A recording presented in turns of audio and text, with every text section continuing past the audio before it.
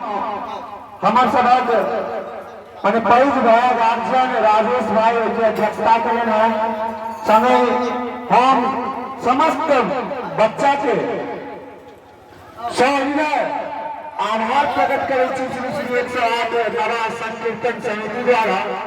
जो एते के पैज महायज्ञ के कोनो साधारण नहीं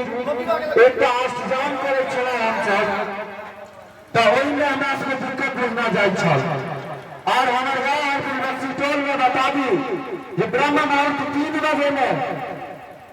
कपसिया से व्यास जी राजकर इंद्र करीब 80 वर्ष है। कपसिया से व्यास जी राजकर वर्ष करीब 80 वर्ष के साथ और 101 त्राती और सोहर संपौन उनकर अवस्था में कते को दूर दूर से मंडली उपस्थित भला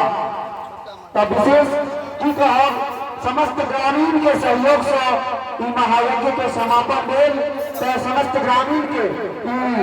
नवा संकीर्तन समिति से हृदय आभार प्रकट करैत छी और पुनः हमरा सबके सहयोग करैत रहल तो अहू से सुंदर ढंग से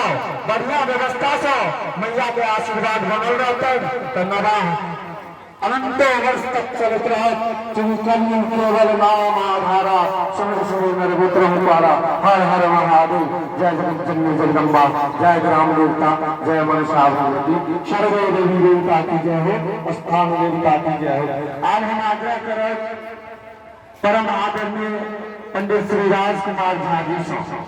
जो एकता भगवती के गीत और एकता भोला बाबा के गीत के अपन बुखारी दिन के सब